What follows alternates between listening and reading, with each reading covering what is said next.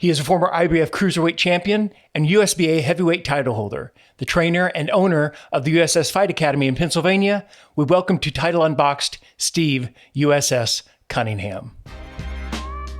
Welcome to Title Unboxed. With more than 40 years of experience in the fight game, our host, Doug Ward, will be covering every corner of the ring as we get comfortable between the ropes. We'll talk with both the lesser knowns and the legends, discuss boxing's rich history and current state of the game. We'll also look at today's latest innovations, equipment breakdowns, and insights you won't uncover anywhere else. Join us now as we take a look inside Title Unboxed.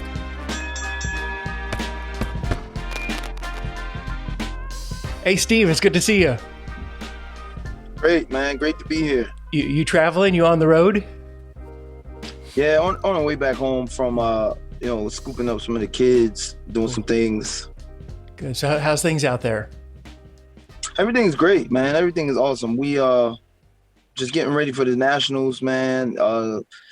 Getting ready for this warm weather. The rain is on us, and this is a transformation, a seasonal transformation. Yeah.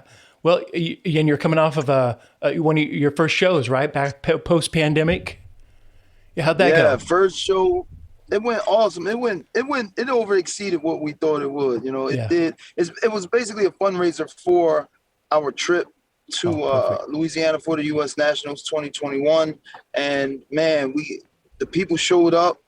The fights were awesome. Yeah. Everybody, our team did great.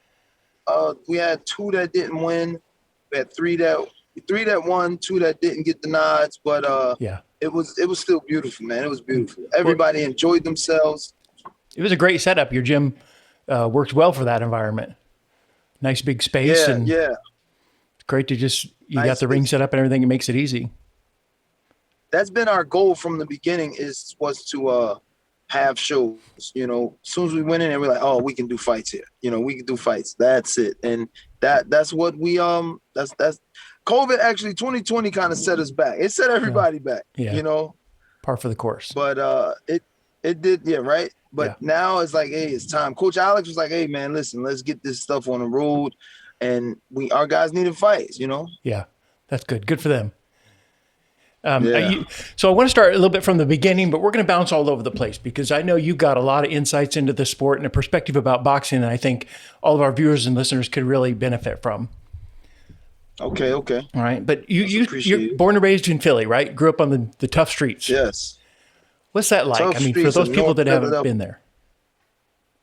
Back then it was Philadelphia changed. Philadelphia, I grew up in Philadelphia, and the change from street fights to crack, now gunfights, now shootings and murders. I really grew up in that. And, it was great. Before crack, Philly was beautiful. It was an awesome city, like many other cities. We could go to someone's house and eat dinner down the street. It was just, playing out at night, be home before the lights come on the street. Yeah. Wasn't really too much of a dangerous situation like that. But then when crack cocaine hit, the city changed. It was like a dark cover went over the city, and you couldn't trust that person you went down the street with to eat before. Stuff started getting stolen, shootings, murders. Then as we grew into young teenagers, 13, 14, your friends were getting shot and shooting, so Philly was it's like a dog eat dog world. You gotta, if you don't take on some of the attributes of a shark, you're going to get eaten by the sharks. So you have to toughen up. Even just to go to school, you have to be a little tough in order to go to school and survive. Like, and I don't mean like every day something, you might die every day, but the attitude in Philadelphia is people will try you, and that's what happened to me. I got tried a lot. We moved around a lot. My mom and dad split up when I was 9, and we moved so much that I got bullied a lot. So it was at the point where I'm like, hey, I have to defend myself at some point. I have to fight back. I wasn't a fighter, I have to fight back, or they're going to do this to me. This is going to happen all the time, and I just didn't want it to happen all the time. You know? Yeah. But that did kind of lay the foundation, the kind of, I guess, spiritual foundation in you that you ended up gravitating towards boxing once you entered the Navy, right? Oh yeah. So once, I went through my little, hardcore Philadelphia life in Philly, living a little wild, little street life, and it hit me like, hey, you need to graduate high school, get your butt out of Philly, or you end up in jail, or dead, So I kind of cleaned my act up and just started going to school, started really dedicating myself to school and dedicating myself to like the future. Like, what am I going to do after high school? Where am I going to go? I can't stay here. And the Navy recruiter, John, he came to my advisory class, and then boom, there we have it. He just started talking about traveling the world, make money, meet girls, and yeah, that was the most important back then. And that sold me, it sold me. Oh, and college money, Right. College money, because art was my major, and I wanted to go to the Art Institute of Philadelphia, New York, but because I was, my mom never went to college, and no one else in my family went. No one was able to tell me how to like fill paperwork out for student loans or this and that. So just blew me past. So how'd you end up being introduced to boxing in the Navy? How did that actually transpire? Well, it actually started in Philly, like before we I even joined, because once we started moving and I started fighting back. People started being like, hey, you're good. Like, yo, you're pretty decent. You can fight pretty good. So I kind of trained a little bit with the guy, like in his basement that was from New York. He was a boxer. I kind of, we went running. He gave me some tips, and he gave us tips and everything. But we, years later, I joined the Navy, and on my application for the United States Navy, the recruiter asked, he says, what's your hobbies? And I'm like, art and boxing. And I never boxed before in my life, but that was my desire. And he said, well, hey, the Navy has a boxing team. And I was like, oh man, but I never boxed before. So right before that, me and my friend, we went to the boxing gym at 26 and Master. Everybody in Philly knows this gym. David Reed comes from this gym, the great David Reed, the world champion, Olympian David Reed with that overhand right. So we go to me and my friend, we go to this gym, and there's wall to wall kids. I mean at least 30 to 40 kids hit. And it's like 3 to 4 kids a bag. So I'm about 16. We're hitting the bag, and we were going every day for like 4 days. And the coach would just come up to us and be like, hit the bag, just hit the bag. So the last day I told my friend, I said, man, if this dude tell me hit the bag again, I'm out of here, man. Like, I wanted to learn. And as soon as we get there, he's like, hit the bag. I was like, I'm out, I'm leaving, man. This is bogus, and I left. And a few years later, I joined the Navy, and they had the Navy boxing team there. Yeah. The base I was stationed at was Norfolk Naval Base, Little Creek Amphibious Base, which was about 10, 15-minute ride away. And we used to travel there because they had a better gym facility. Yeah. We used to go there after work and train and work out, play basketball, lift weights. But I saw the boxing gym up, and I would box. And that's when I started kind of following my passion. Right. Boxing was just something in me, that I wanted to do. Yeah. So who was how long after you got out of the Navy before you turned pro? How long I got out of the Navy? I got out of the Navy in '98, so it was 2 years. After I got out of the Navy, after I won the 1998 National Golden Gloves. That was a great year for me as an amateur. Yeah. I won the Nationals. I almost, the guy who I beat in the Nationals in '98, he beat me in, he was really good. So when I got back, that was May. I decided to I didn't want to re-enlist because my ship was going back overseas. So I'm like, I need to, and if I was going back overseas, there was no boxing. So I had my time to get out was 98 September. I joined in 94 September. I had 4 years in, and I just decided to go ahead and get out and chase this dream, you know. So from there, we moved to Atlanta, me, my trainer, and that's where I started, you know, kind of like now I have a regular job, but I'm boxing. And 2000, I turned pro. You know, 2 years later, I turned pro. Who was your trainer at that time?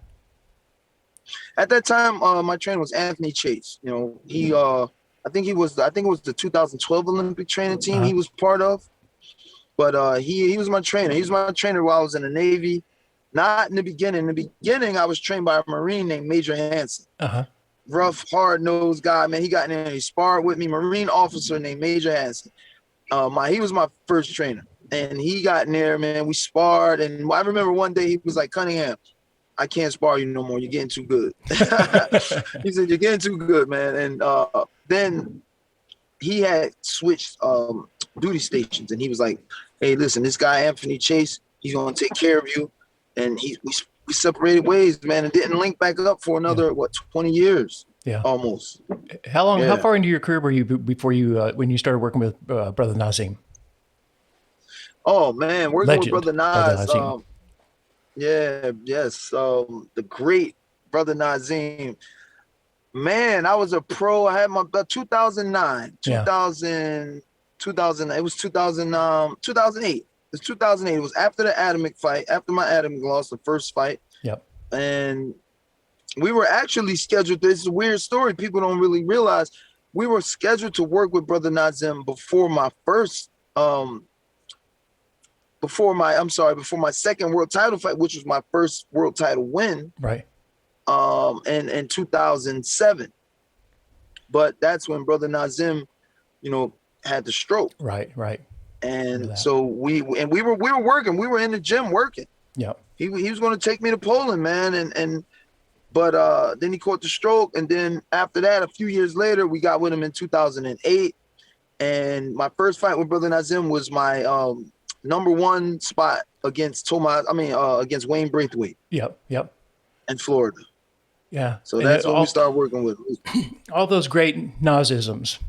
I saw you post something the other day. Swim without getting wet. Yeah. Swipe the nose. Yeah. What give us a rundown of what those meant. I don't know that everybody understands the philosophy behind it.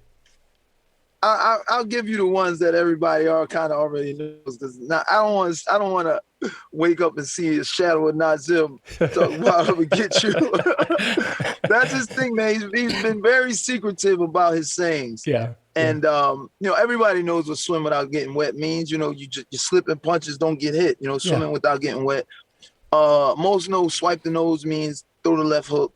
You know, throw the hook. Make them look up means uppercut. Yep. You know, make them look up, make them look at the ceiling, you know. So, I mean, then there are a ton of other ones. Like, here's a short story. First getting with Brother Nazim, I didn't know all his sayings. I only know the ones that everybody kind of knew. Swim without getting wet, pop the chain, which is throw the jab. Yeah. You know, but so he's yelling all these other ones to me. Yeah, make them look up and dip to the side. And I'm like, I thought I was doing it, and he's continuing yelling at me like, you ain't giving me what I'm doing. I'm like, I'm doing it. And he's like, no, you wasn't. And then I was like, oh, man. So it's like he needed to have a book or something, man. But I caught on. Yeah. I caught on. Do you use those same sayings with your kids? Oh, yeah. I use them with Steve and Cruz, you know. Yeah. Here, you know, we use them. With the other guys I train, because I trained, there are about 11 to 12 amateurs at my gym. So, I mean, I use the normal ones, pop the chain. Mm-hmm. You know, but only with my boys, because they were there. They know, they understand it, you know, more. Yeah. You know. Well, Nazim, great guy. We sorely missed. Great. You know, especially by you guys. Yeah, no doubt, man. Yeah. So going back though, you had some success early on. You were 19 fights in, no losses, before you fought Guillermo Jones, right? Yeah. So that was a good. Yeah. That was a good run. Very good run. Yeah. And I fought Guillermo. I beat Guillermo in split decision. Good fight. Mm-hmm. Then my first loss was in Poland to Krzysztof Wlodarczyk. Controversial. That started my controversial loss record there. And We got to talk about that. That was a shocker, right? It was an eye opener to what the sport. yeah, that was that. I was very shocked, man. That really losing there taught us, me, my wife, who was my manager at the time. It taught us about how to fight at that level, we're at that championship level, and fighting in a different country. Yeah. That was my second time fighting in another country. I fought in South Africa years before that. Won. It was a good fight. But fighting in Poland, Europe, they have a different way about doing it, man. Yeah. Like in Poland, Germany, we've always said they've always got at least one judge in the pocket and the doctor or a ref. So it was a vicious blow to us, but that changed the way I fought. It changed my intensity in my fighting style. Well, you're kind of notorious for going into other guys' backyard. You didn't seem too shy about doing that, even though you knew that, what you were going up against. Like you say, Germany, South Africa, Poland. Yeah. Well, it was one of those things where, I had to, that's what I had to do. It was nothing. It wasn't like I wanted to do it, Yeah. I mean, but then it's like I'm one of those guys. If that's what I got to do, I'm going to do the best I can. I'm going to do 1,000%. Hey, this got to get done. I'm going to get it done. And hey, you got to go to Poland to get a world title. Okay, cool. Hey, I don't want to do it. Nobody really wants to do this, but I'm going to do it, and I'm going to do my best. Hey, you won the world title. You got to go back and defend it. Oh, man, really? Yeah. All right, here we go, So that's basically, that was the mindset. And then now, after 2 times, 3 times going over there, I'm comfortable. I have a sick fan base over there. It's the kitchen I cook in best, So what adjustments did you make then going into that second fight when you actually beat him for the IBF title? Oh man, the major adjustment was understanding that the judges were with them, that it was a countryman thing. So in order to win over that was to be more intense, more direct, more forceful, try to stop, try to hurt him. And the first time I went over there, I was a boxer puncher. Right. And, I just outboxed them. And, the American judge gave me 11 rounds. The German and Polish judge gave him 6, 7 rounds, whatever. And I'm like, man, so that second time I was more intent. I was angry, but it was a focused anger. Yeah. I can't fight angry like, oh man, like I'm out of my mind. I just won't fight right. But I was angry, but I had a goal, and it was like, I'm going to get this belt. I'm going to break this dude down. They cheated. They disrespected me, man. I just felt very bad about that. Yeah. That first loss the hardest, or how you lost? It was that wasn't the hardest loss I took in my career. That wasn't it. It was hard though. Yeah. It was hard. I did, I sobbed a bit walking around the house here and there after that fight. And, I was down, but that wasn't the worst one, That wasn't the worst one. There were a few. We'll get to those. So you brought up Livy being your manager, which is a smart move. You got to have those people that you can trust. Talk about the dynamics of that and what brought you to that decision and how that's worked to your advantage. What brought us to that decision was, I had a manager. I don't want to mention his name. I want to throw dirt on his name. Rest in peace. But I had a manager at the time who was in bed with the promoter, and we're learning the business as we go. Yep. My wife, who, has a marketing degree at Boston University. Yep. She was listening. She was sitting in, picking up, learning. We were both learning together. And, we were getting schooled by Chris Bird and his wife, Tracy Bird. Oh, yeah, definitely. Who was his manager. Yep. So they kind of schooled us on what is what, this amount of money, what a manager should do, and this and that. And Tracy Bird, she told my wife, like, hey, you should be his manager. You should be his manager. 1, you keep the money in the house. Yeah. 2, who's a better person to manage a fighter than somebody who cares about him, because this is a crazy business. So after that first loss, during that first fight in Poland, where I got, they gave the fight to the Polish guy, there was so much done that was illegal that our manager didn't call. He didn't move on it. They took my gloves. I was supposed to wear a specific name, and they gave me another brand. And I'm like, what's going on? This is in the contract. What's going on? The rep for the IBF was just doing whatever. They were all, it was a setup from the gate. And he never said anything. So I was mad. I was done with them after that, you know, and especially to get the loss.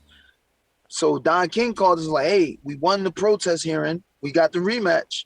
And my manager was on the phone at the time. And I was like, well, listen, Don, I'm not using so-and-so as my manager anymore. I'm firing him. And there wasn't a contract anyway at this time. Our contract was, you know, we were supposed to re it up. And I decided not to, and brought on my wife, man. And from there, it's been awesome because we make choices together on what's this, what's that. We know the rules. Also, we got a lawyer, and we got a good lawyer, John Horner. Got a great lawyer, a boxing lawyer. And man, we've been such a great team. And then we brought on Nazim. That's the dream team. Yeah, exactly. Well, when you can keep the money in the family, you know, it's just it's just smarter, you know. You know who you can trust, and you know who you can rely on, you know. Yeah. So what changes most when you become a world champion? Man, I mean, the business, mindset of the fighter. how people treat you, how you feel about yourself. What are the biggest? For me, it was my mindset. It was my mindset. Once I got that belt, even the way I fought changed.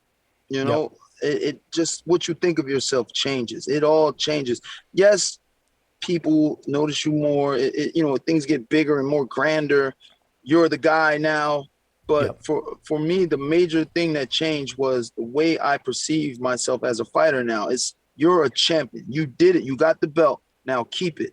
And that made me level up even more. So the the second fight with Ledarchik in Poland, it didn't look good at all. I just went there to hurt that guy. And we were holding, fighting on the inside a lot. There wasn't no jabs like that. It wasn't boxing. It was rumbling. And I made sure I got the belt. And that fight, I didn't look that good. So my mandatory was Marco Huck, who was a very good fighter. And they looked at me. They were very smug and big-headed. Like, oh, we're going to beat Cunningham. We're going to beat Cunningham. And, you know, once you become a champion, they say this, once you become a champion, you level up. You level up. Yep. And I leveled up for that Marco Huck fight and ended up stopping him. Okay, so after a brief set change in the Cunningham household, I want to draw attention to the Marco Huck fight. That kind of was a coming out party for you. That really introduced you to a broader fan base. It did. It did. Completely did. It brought me not even just a broader fan base overseas, but in America, it put everyone on notice. Like, yo, Cunningham is dope, you know, because everyone wrote me off in America. All of the American media wrote me off. Yep. I understood because Marco Huck had just dethroned the then, you know, top guy. And this guy, what was it, Vadim Tokarev? He was scheduled to be the it thing in the cruiserweight division. And Marco Huck beat him so easy. It was crazy. You know, so now it's like, oh, Cunningham's defending his title in Germany, in the city Marco Huck grew up in. Yeah. And I was worried. I was like, man, guy's a beast. And I have to go to his hometown. So I made up in my mind, like, hey, listen, if I'm going to lose my world title, this is going to be the hardest fight of his career, of his life, you know? And that was my mindset going into that Marco Huck fight. Yeah. If I gotta lose, this is gonna be the worst fight of his life. You know, and because we literally felt like we were getting fed to the lions, you know? Yeah. I mean, that's the intention though. What promoter has a world champion and he sends him to defend his title the first time overseas? Yeah. Like that just, you know, so we knew what level we were on at DKP, at Don King Promotions. But, you know, I still felt I was the best cruiserweight in the world. So it didn't matter what anybody thought. I was going to just go fight my best and my hardest. And you did. And those are some of the sweetest victories. When you go in as the B fighter Yeah. or being fed to somebody and that upset happens. Those are awesome. Yep. Sweet victories. So then let's get into the Adamek fight. That was a barn burner. Oh man. You were down what, three times in that fight? Yeah, 3 times. Crazy. That fight. Woo. That was my first American televised fight. Yeah. And it was my first title defense in America, So but I'm in America fighting a Polish guy. And in Newark, New Jersey. Yep. And it was full of Polish people, and it was crazy. It was unbelievable. So got the Adamek fight, and Don King was telling us, man, I need you to. Now Don King's on board because I didn't stop Mark Puck. Now he's kind of on board. Oh man, this dude Cunningham, okay, he can fight. I got something here. Right, he survived 2 trips to overseas. Oh my goodness. So now Don King kind of got behind us a bit, and we're fighting Adamek. Tells me, he didn't like Adamek because Adamek left him. Don's a real possessive type guy, Sure. And so he wanted me really to be Adamek, and that was no bother to me. Hey, that's y'all business, Let's get the contract right, And the fight went down. It was on the Versus Network, Newark, New Jersey, kind of right down about 40 minutes from Philly. We had, and I didn't have a fan base, but the people that knew me, they showed up. But they said, they always told me like, hey, we almost fought. We almost got into a fight with some Polish guys, man. We almost got into everybody. We almost got into a fight with some Polish guys, and I'm like, what? So, but I did tell them, hey, the Polish fan base is real fanatical about their guy. Yeah, they don't care. They will get wild, and you need to just stay away from them once they're drinking, What's going through your head, though? You're down to the second, then you're down again in the fourth. You're down in was it the 8th or 9th? I think it was the 9th, I think. Yeah. 8th one.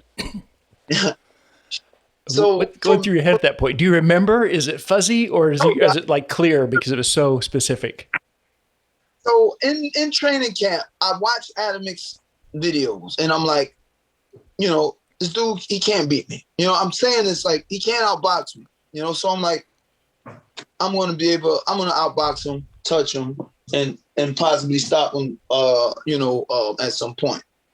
That was the plan, but it didn't go down like that. Second round. Oh, while I was in camp, I'm fighting. I'm training, and I'm telling myself, listen, I'm not going to tell myself that once I'm start getting over on him, I'm not going to tell myself I got this. Yeah. Because once I disarm myself, I disarm myself. So first round went down. I jab him, having fun, real comfortable.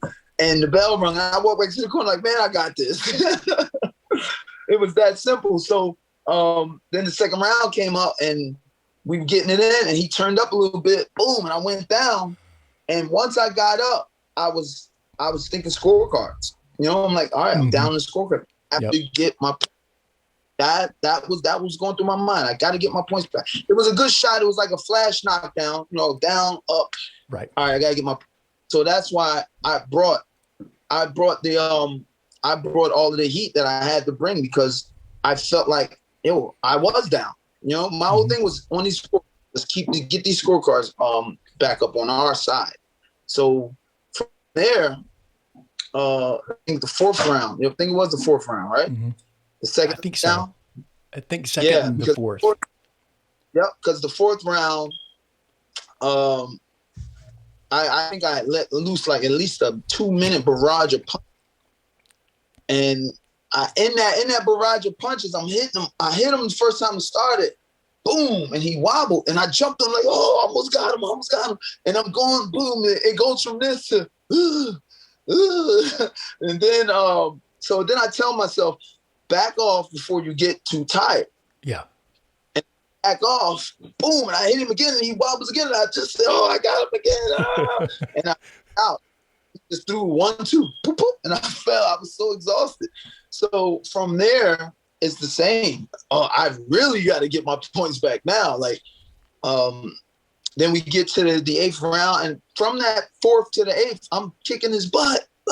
Boom, boom, big shots, big uppercuts, and I'm saying to myself, I'm gonna get him. The whole time I'm seeing him wobble from a punch, and Adamek, he can't, for some reason, man, he just cannot evade a right hand. He can't slip a right. You can close your eyes and throw the right hand, and it'll land on his chin, man. He takes a good one though. But he has such a solid chin. Yeah. His chin defense. Yeah. So, but I was going for it. Boom, boom. And he weathered the storm, knocked me down again in the 8th or 9th. And from there it was the same. I just kept the same mindset. Keep going. Bell rung. So when the bell rung, I was hoping for a draw. Well, you had it on one of the scorecards, didn't you? I had a win on one of the cards, actually. I was like, I'm hoping for a draw, but hey, I take the win. Yeah, right. Well, it was a fan friendly fight though. It was an exciting fight, which did lower your stock at all. Nah, not at all, man. Yeah. It was to the people, and that fight brought me to the American fan base on another level of. Dude can rumble. This dude, he like a tank. You hit him, he keep coming. He get up, he keep coming. But to my promoter, it didn't do that. I went from making that fight was 250,000. My next fight was 25,000. Oh wow! Messing with Don King, So ouch. At that time, we knew like, we got to get away from this guy. We got to get away from him. Yeah. It's crazy. Yeah. And those cruiserweight numbers, cruiserweights already weren't making a lot of money as world champions, in America at all. So JP for Don King, he saw me lose, and I seen him walk out. Yeah. Right in the decision, and it's like, all right, I mean, these guys don't care about the fight. In all actuality, I'll keep it real, but feel like they do to the ones who didn't have people that came up in the business before them, because I was trained by Anthony Chase. This is I was his first fighter as a pro, amateur amateur and pro, and my wife was my manager, so our whole team was virtually new except for our lawyer, and but it's all good. Everything's a learning lesson, man. It is if you approach it that way. Going back to that like 2nd and 4th round, 9th round, I do think it's true what they say that a hurt fighter is a dangerous fighter. Very dangerous. Why is that? Is it just because they a little bit off, so they can they're willing to they go on automatic pilot? It's in my case, it's once you get me down and I'm able to get up, there's nothing else you can do to me. Right. Yeah. If he didn't get me out with that, I'm on him. I've ate his best. I'm on him. And that's the way I live. That's the way I think.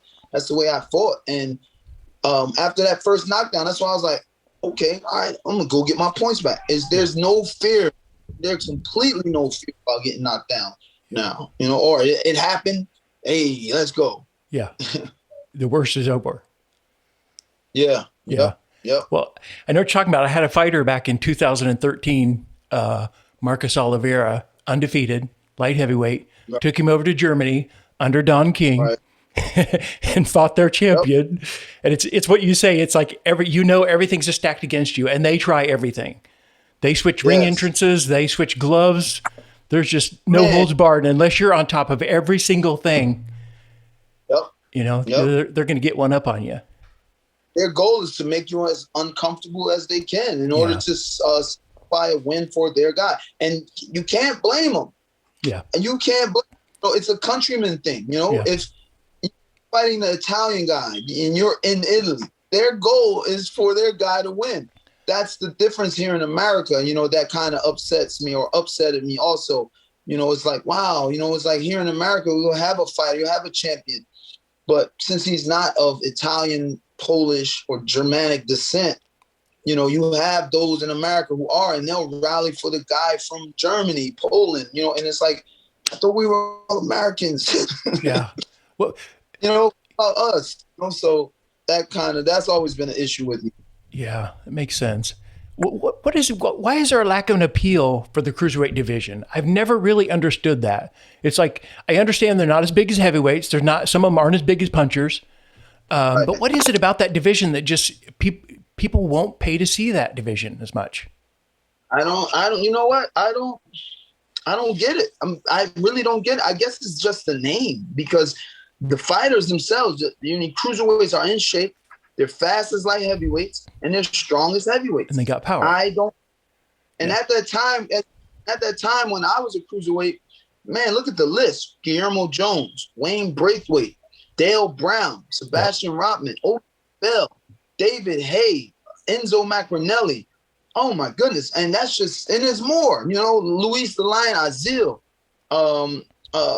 Pineda. There's so many names, man. Kelvin Davis. Yeah. Oh man, there was at least 10 solid cruiserweights. Yeah. That were just always rotating in the top 10.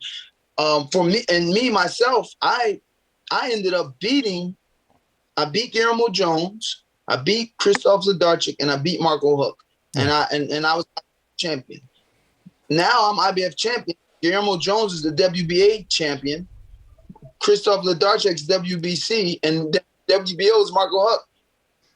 So these are guys that I beat on my way up, and I couldn't get bout. I couldn't get the bout, So, I mean, that's how tough the cruiserweight division was. I mean, these guys that are fighting coming up are future, and not just world champions. I mean, Krzysztof Zdarczyk had a nice title run. Right. WBO, Marco Huck, he had a serious title defense run, and Guillermo Jones was already a known guy, tough guy. Yeah. I've never understood why that cruiserweight division just doesn't have the same appeal. But I guess was it that, the money, and what else that made you move up into that heavyweight division? Was it just that fight offer, or what? Well, what really made me move up to cruiserweight was, up to heavyweight from cruiserweight was after I fought João Pablo Hernandez. Yep. It was an exception fight. He was the German. That's a whole crazy situation in itself. But I somehow lost the first fight due to a cut that wasn't bleeding on Hernandez, and then I had to rematch him. I rematched him. I was angry. I was pissed because of now I'm signed with the German promoters. Hernandez is their guy. Yeah. The promoter even manages Hernandez. I didn't find that out until the press conference. I wouldn't even took the fight. Yeah. The first fight, I wouldn't even took it. That's not even legal. Hernandez, it's illegal in America. Over in Germany, you can do that. Oh, really? So I didn't put it. And Hernandez speaks Deutsch. He has a television deal in Germany. Uh-huh. And it hit like, oh, who does he stand better to win? So the rematch went down. I was so angry. And I just didn't focus. I mean, we won IBF Fight of the Year for that rematch, but I officially lost the second fight. Mm-hmm. From there, I'm like, do I stay cruiserweight? Do I stay a cruiserweight without a belt in Germany, promoted by a German promoter? That didn't look good. Yeah, it didn't look good at all. Even though the Germans were paying the most, they were paying the most money as a cruiserweight. My first fight in Germany was $100,000 for the world title. In America, they were talking about $25,000 on ESPN for that. Jeez. And it's like, wow, are you serious? I'm like, that's my training camp. Yeah.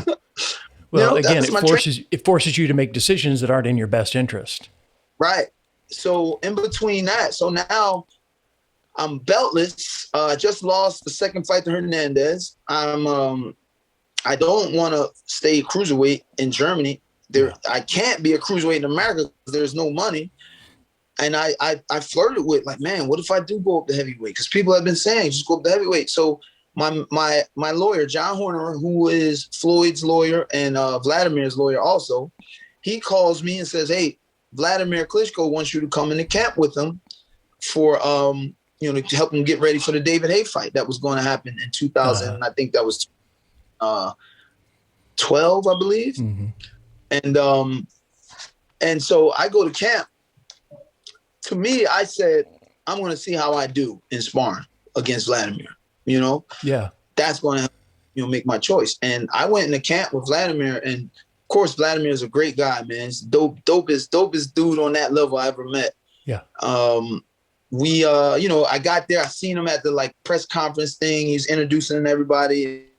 Hey, okay. And you can see he's a little apprehensive because, and I found out later, it's like, you know, a lot of guys, they come into camp with, and I understand the dudes come into camp, they try to knock the champ out. You know, they want to get the name.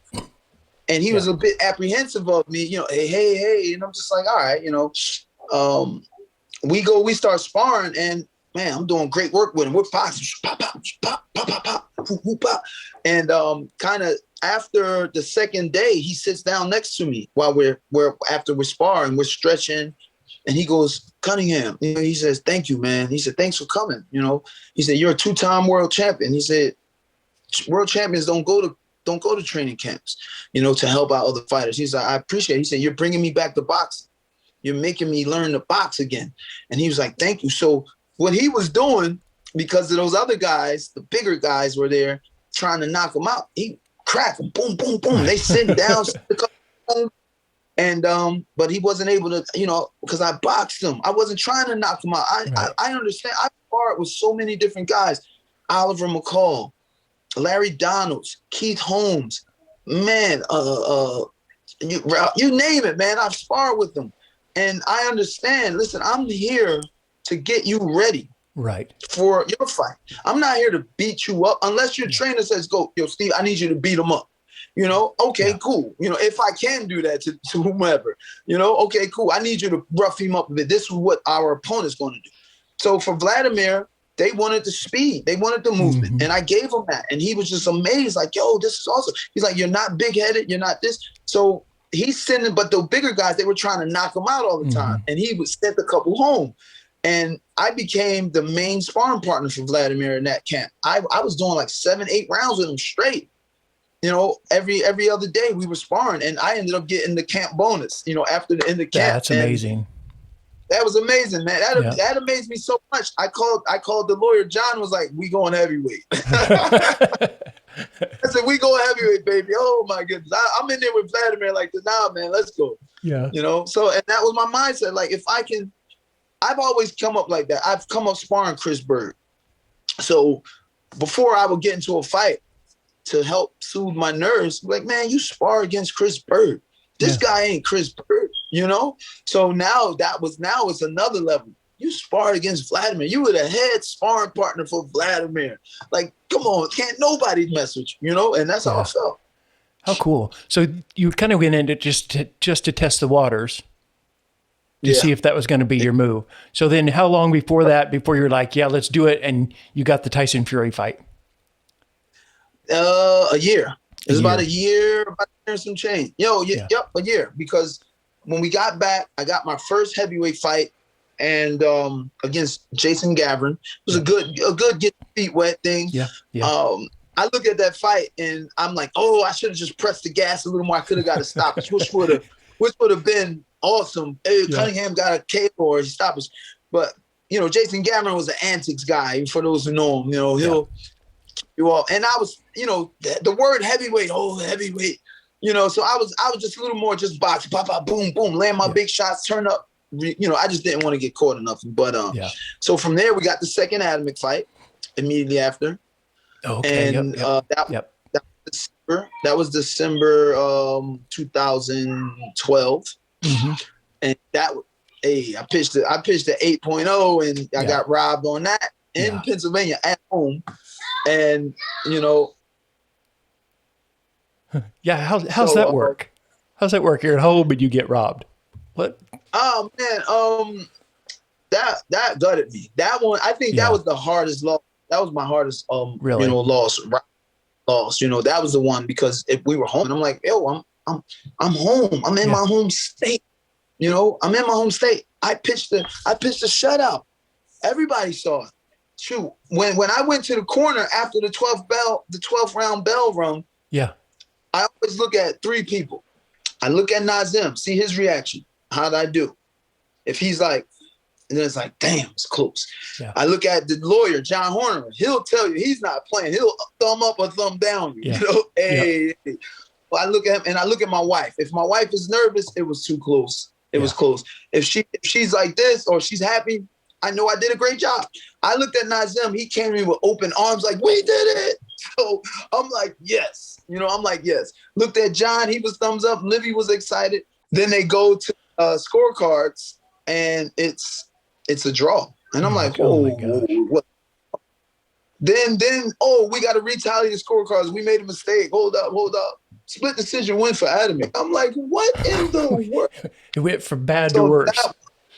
Bad to worse. Yeah. But when they said draw and we got to retally the scores, me and Nazim look at each other like, all right, damn right. You better get it right. You know, they get it right. And they didn't. So that one hurt. And I told Nazim in the locker room, I said, you know, if I made that money that a two-time world champion normally makes, I would have retired right there. I would have pulled the haggler and moved to Italy or something. You know, rest in peace to the great. Yeah, for real. You know, that stuff. So, you know, I felt that way. I'm like, damn, this is what Hagler felt. You know, this is what he felt. So my next fight, I felt like I had to make a statement because the words that I heard through the grapevine was, well, Cunningham's too small. He can't contest with Vladimir. Because America was looking for a heavyweight to contest with Vladimir. Right. And they thought that heavyweight was going to be 6'6", or, you know, 6'5" or whatever. And they wanted Adamek because Adamek fought Vitaly, you know, making you can sell it easier. Yeah. And I'm like, dude, y'all don't know. So I've been to 3 camps with Vladimir, but 2 up to that point. And I'm like, I did some great work with Vladimir in sparring. I'm not saying I had to beat Vladimir, but I did some different things to him that they haven't seen done. It was possibly giving me some rounds. In that mindset, I'm thinking like, hey, I need to let them know that I can beat big guys. And the Fury fight presented itself. And I jumped on that. Hey, this is our opportunity, right? And that's a big guy. Nobody knew. The biggest guy. The biggest guy. So I was crazy enough to do that, because at the time he wasn't Tyson Fury.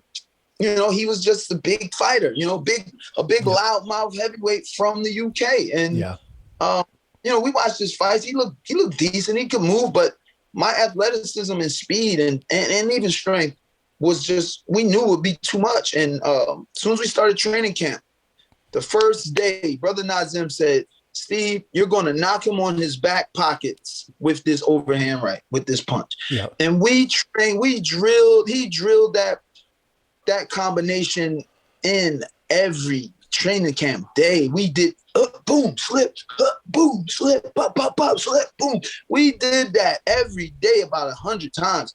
And that's how when in the fight, when Tyson Fury threw that lazy jab, it just happened. Boom. Yeah. I didn't even think about it. It just happened. It was automatic. And a habit at that point.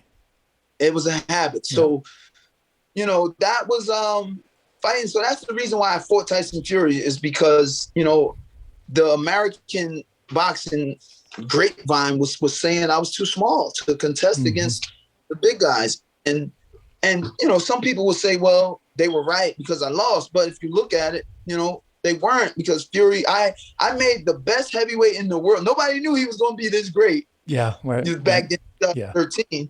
But back then, the smallest heavyweight at the time made the biggest heavyweight, who turns out to be the best heavyweight in the world, have to resort to illegal things in order to get the win. Yeah. So that feels great to me now, especially now that Tyson Fury admits it.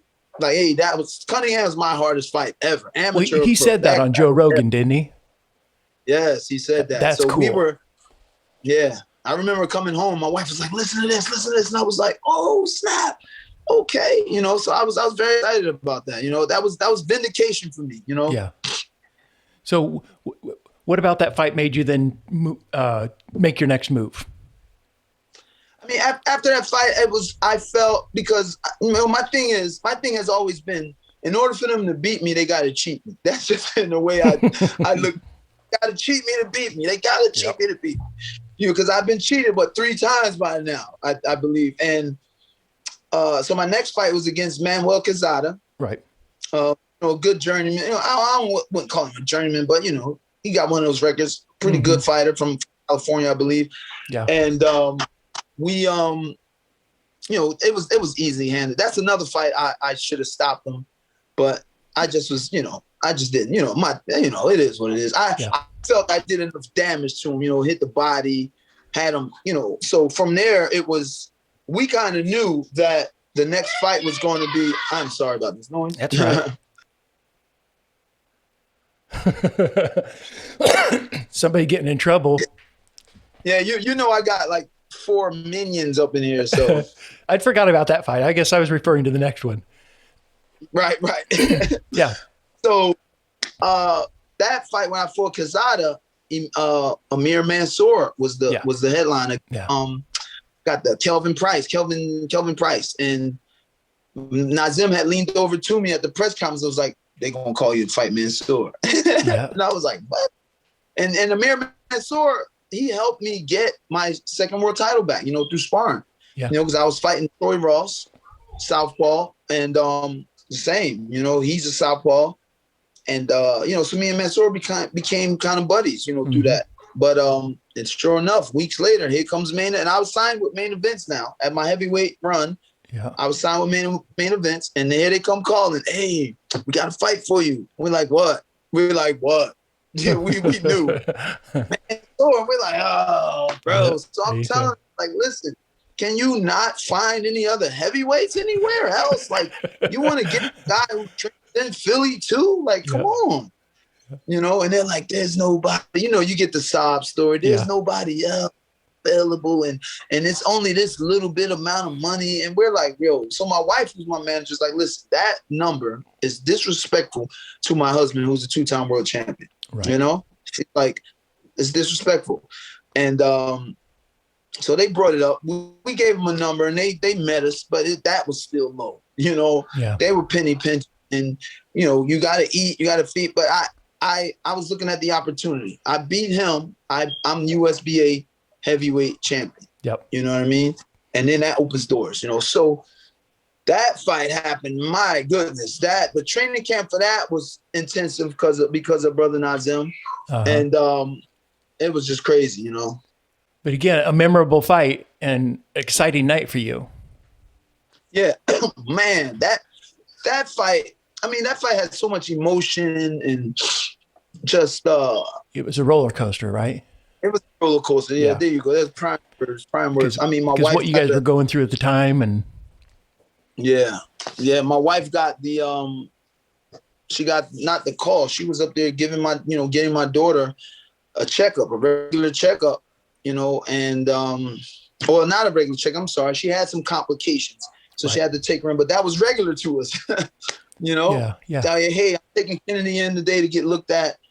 All right, I'll be at the gym. I'll meet you at the gym later on." And before I could get to the gym, she called me crying, like they said Kennedy's going to die, and I was like, "What?" And from there, I remember telling brother Nazim, like, "Hey, I can't cancel this fight. I can't stop it because it's like I have family to feed. You know, I family to take care of." It wasn't even about winning the belt. It was about making that money because the Tyson Fury fight wasn't a lot of money. People think I had a guy tell me, "Man, I know you made $1 million fighting Tyson Fury." I was like, "What?" I wish. Man, if I made $1 million, I'd have been retired. But you know, so people, you know, that fight wasn't that much money either. And it's like, this next fight and this next fight. So fighting Mansour is like, I needed the money. I needed the money for my family because we had to take my daughter to another city to get looked at, you know, by doctors to see if they'll do this transplant. And that just made everything so just heavy, you know, but I'm great with pressure, you know, I'm great with it. So I was able to turn that pressure into motivation. Brother Nazim was like, "Whatever you want to do." Because he was like, "Man, listen, cancel the fight, man. It's too much." And I was like, "Bro, we got to do this." I was like, I'm not doing this just for no, I'm not doing it. But I told him, I said, I need the money, but I said, I'm not doing this just for money. I'm coming to win. Like, you know me. And he was like, all right, then let's go. And my whole team was on board.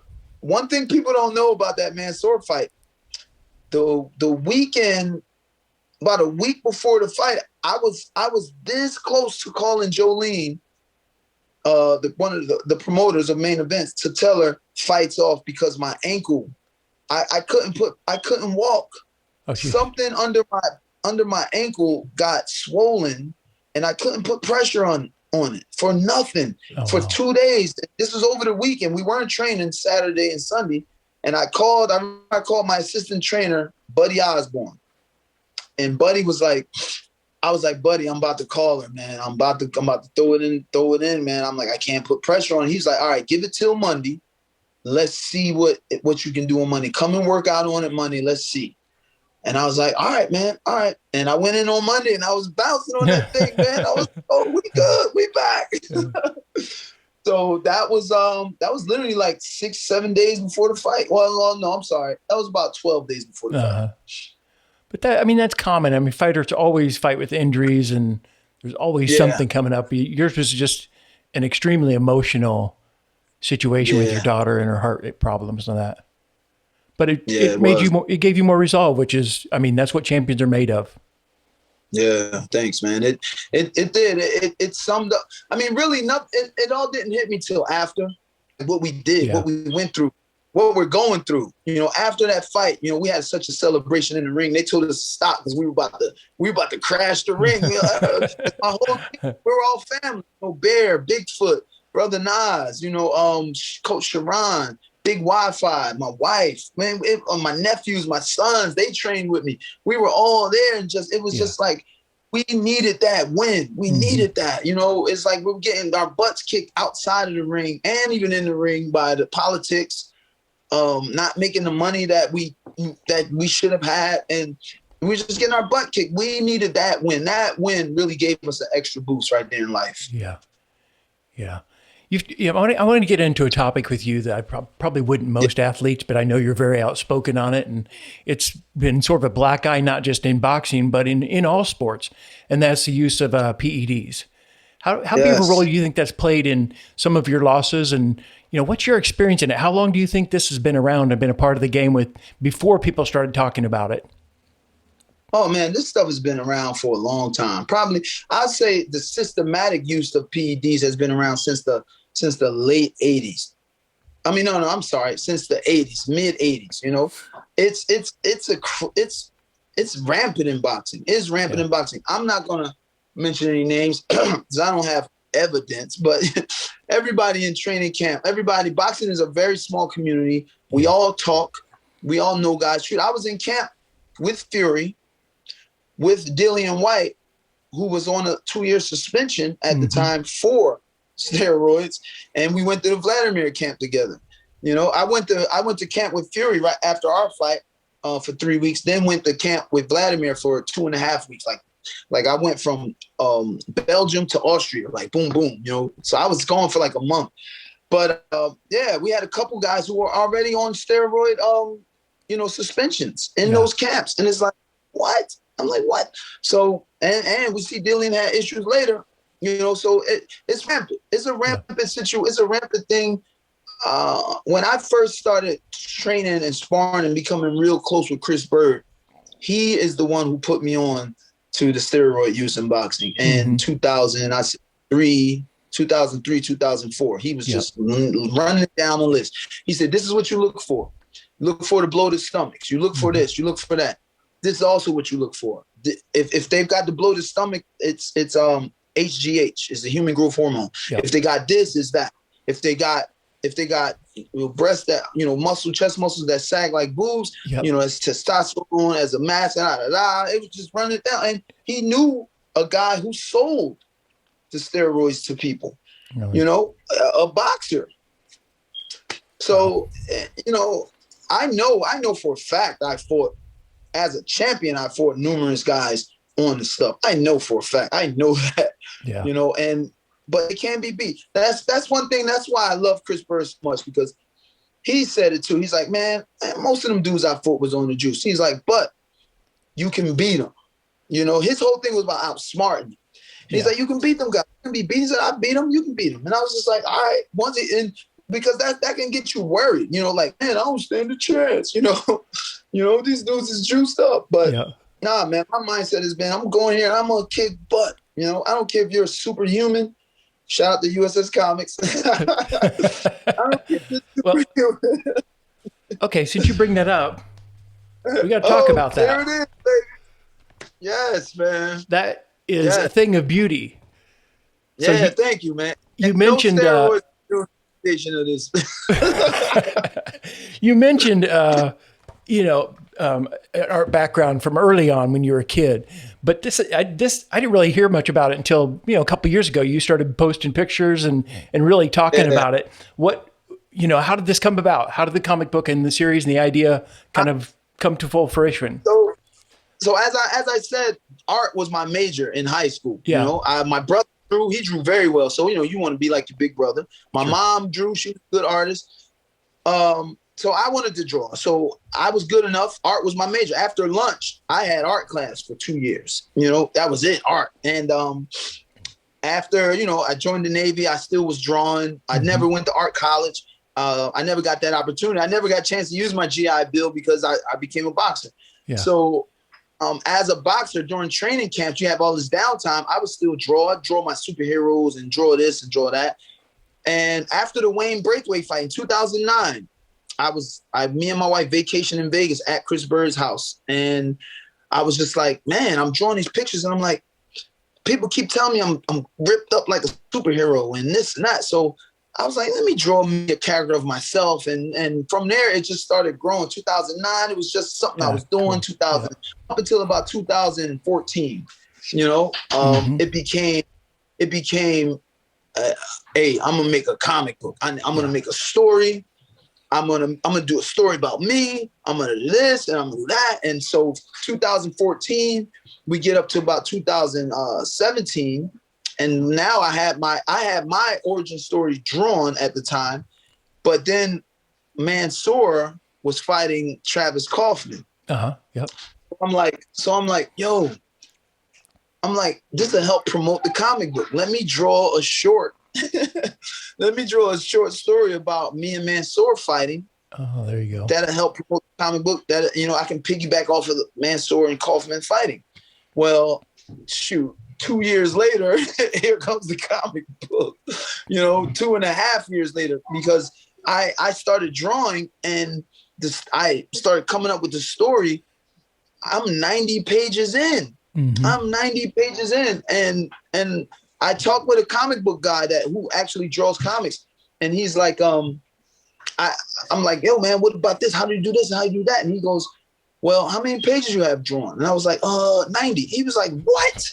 90? He was like, you got 3 comic books right there. And I'm like, man, I do need to get something out. So I'm like, well, let me just chop this up into thirds. Yeah. And you have the first third. I do. It's so cool. That had to be, you've had a lot of career highlights in the ring, but getting this first edition in the mail, that's got to be, a cool personal achievement.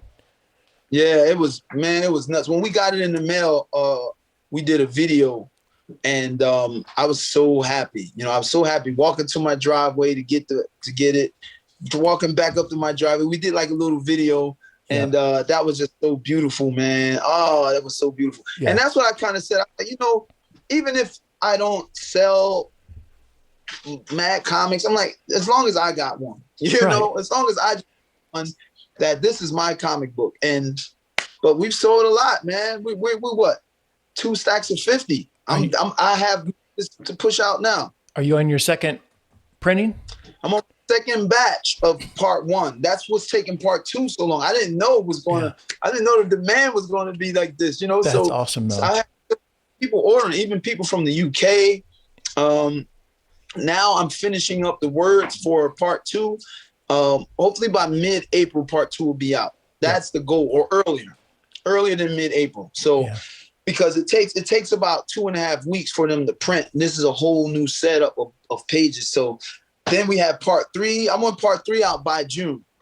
So part 3, I'm going to infuse them. I'm going to have different catalogs where you can get part 3 as a book by itself, or also part 3 as a graphic novel with all 3 parts in it.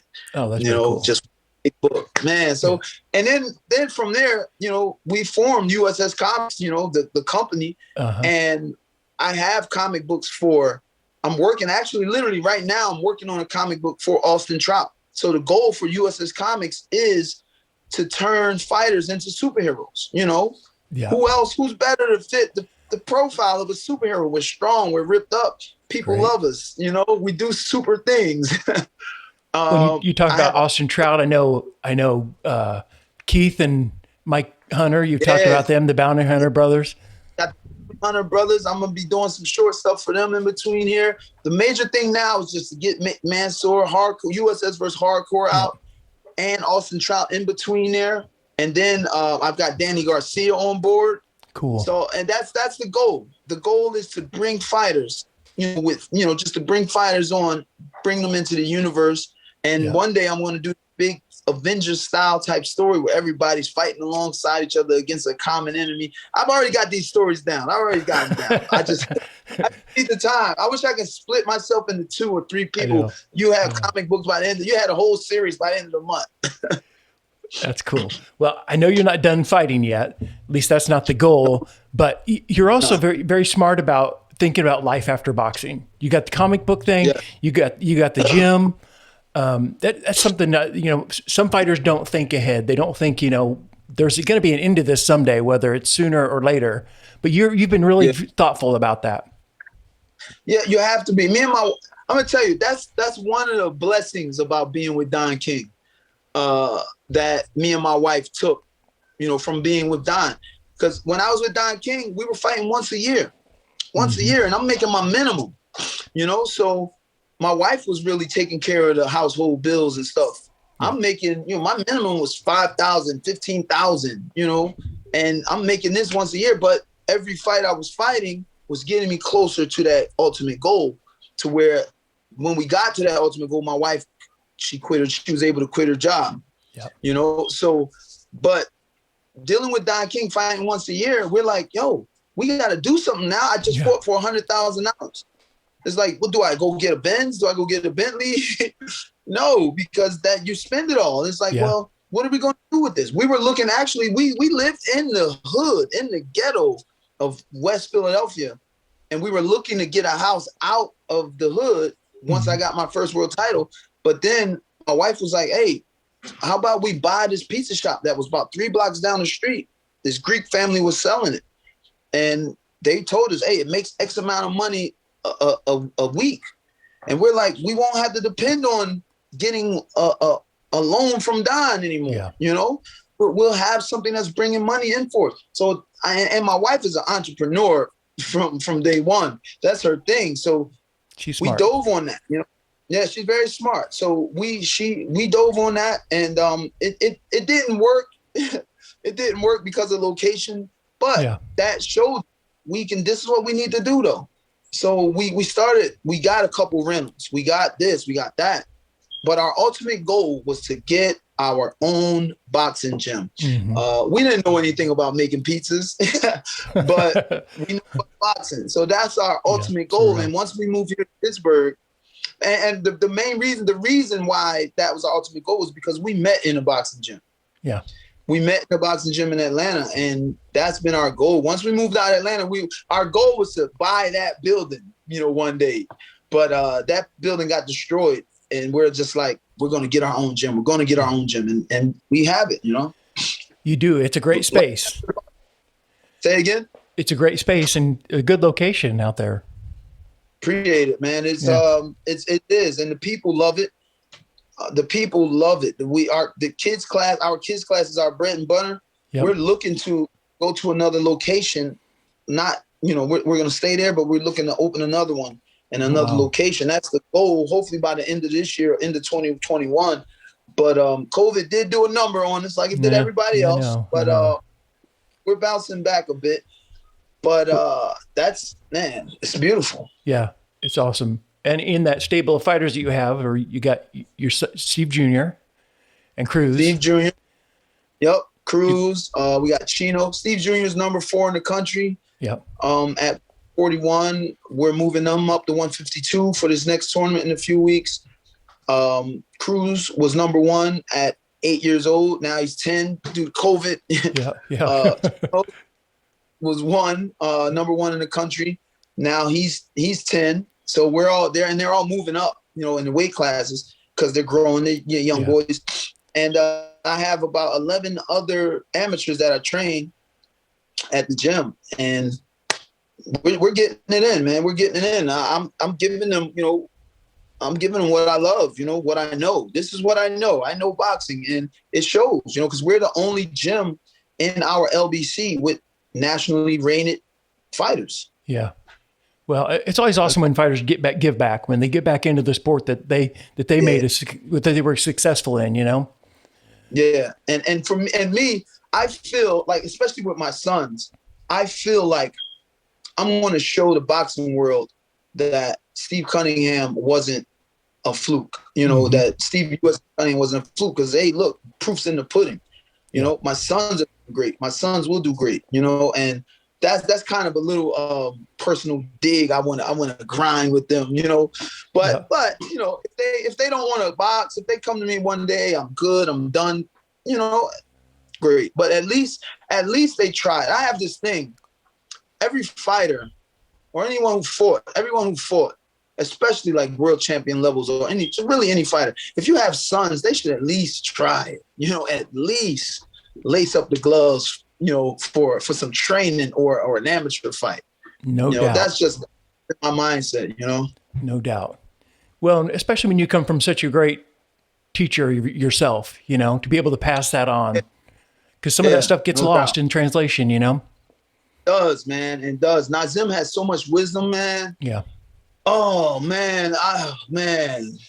Just the day. Oh, man. Just him passing hurts our family. It hurts our man. It was more than just boxing with us, it was way more than boxing. We're family. We're friends. We hung together in between fights, He mentioned this to an interviewer, he said, my relationship with the Cunninghams is different than mine's with B-Hop. He's like, B-Hop after training camp is done. I don't see him till the next fight. But he's like, with the Cunninghams, man, we on the phone. I'm calling his wife. He called my wife, talking to her about fights. What does she see? What does she think? Yeah. She's an amateur, got her amateur training book now. She'll be in Louisiana working the corner with me with our sons. Cool. It's gonna be dope. And he was just there for my sons, helped my sons out.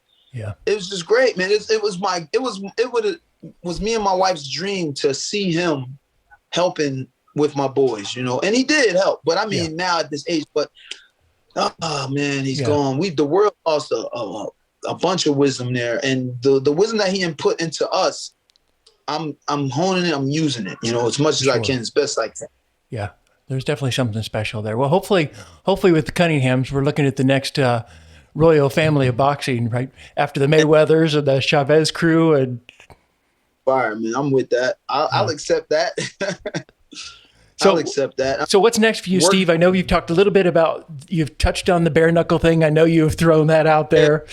I know you're not done yet. You want to finish up your career with a couple more wins, right? Yeah. I mean, that's been my goal. My last fight against Andrew Tabiti, it was just, I'm like, I don't want to retire on that. I don't want to retire on that. For whatever reasons I lost, or people think I got robbed, it just didn't go my way. I just feel, nah, I'm not done yet. I still have a bit more to give, to this beautiful sport, this combat sport. I've got a call from Feldman for bare knuckle boxing, and I'm with, I'm with it, but he did explain to me. He said, listen, you beat our guys easy, man. He's like, you beat our top heavyweights. He's just like, they have a fan base. Wow. I don't have that type of family. He said they fill stadiums. So it's like, we can't have you just coming and beating our guys. We got to figure something out. I thought that was the point of boxing. Right. But see, filling them seats. That's what I tell my sons and all these young amateurs. get a fan base and you are in control. Yeah. That's even better than being the best. Yeah. You know, on the money side, you will always have television there. So from there, I'm with Al Heyman. Al Heyman is my agent. I told Al, 2018, like, hey, listen, I'll do 1 or 2 more, you know, and I'm cool. Shoot, I could be cool with just 1 more. I just want to finish on my terms. And so we had a couple fights that didn't make it, that fell through for whatever reasons. Actually, tonight we have a call. We're talking with a guy about a fight. So we'll see what's going on. I don't know what he's going to propose. I don't know what's going on, but I am ready to get back in there to get it done. I know a lot of guys want to just keep going and keep going and keep going. That's not me. I just want to get in for a couple more and be done, you know, or 1. That's cool. But I still got that. Still got it, baby. I still have to prove. Yeah, maybe it's to prove myself. Maybe that's it now. Yeah. Before it was to the world. Now it's to me, you know? Yeah. Well, I'd like to see you back in there for at least another one. Oh yeah, it's title everything, baby. Title everything. I know. I don't hate that. I don't hate that. Well, Steve, it's always good talking to you. Before we close out here, give everybody an idea of where they can get the comic book, where to follow you, where to keep up with what the Cunningham crew have got going on. Yes, indeed. So you guys can grab the comic book. You can hashtag USS Comics. That'll take you to all of the sites. We're on every platform, Facebook, Twitter, but mainly Instagram is my main one, Instagram and Facebook. Go to USS Comics on Instagram. That's how you can get the comic book. Links in the bio, 3 different options. Also, if you want to just get in touch with me, I'm at USS is Legend on Instagram, Steve Cunningham on Facebook, USS Cunningham on Twitter. I gotta sync them all one day. Got a few. Yeah, I got a few. Also with that, the Cunningham family, we're a boxing family. Our boys, we're getting ready to go to this national tournament. My wife's going to be working in the corner, and just continue to keep us in your prayers and root for us, man. Oh, and lastly, Kennedy is doing awesome. She'll be 16 here. She'll be 16 this year. She's such a big girl. Yeah. It's unbelievable. Beautiful young big girl, and she's just growing and learning, doing normal girl stuff, normal 16-year-old girl or 15-year-old girl stuff that's driving me crazy. Social media all the time. I'm like, get off that darn phone. What the heck, man? Go read a book. That's cool, though, because that ends up coming around to being an inspirational story from one that was very heartbreaking in the beginning. Yes, you're right. Completely right. So, you know, I tell her, I just told her the other day, like, you don't know, because she is a little, she's 15 now, but she's operating probably at like a 12-year-old because of some of the damage from a year in the hospital. And I told her, like, hey, Kennedy, you don't understand how much you've touched so many people around the world. You don't understand it yet. One day you will. Yeah. And she's like, huh, what? She don't really get it, but she will, you know. She will. She'll get there. But she's paying attention, no doubt. Well, you know, from us, we love you guys, everybody at Title, and we'll keep in touch and keep us posted on what's next. Will do, man. Appreciate it, guys. Right. Thanks for having me. As always, Steve. Take care. All right. Thank you. Thank you for watching this episode of Title Unboxed. If you're anything like me, you can never get too much boxing. So if you'd like to watch more episodes, you can find us on Spotify, Apple Podcasts, and our Title Boxing YouTube page.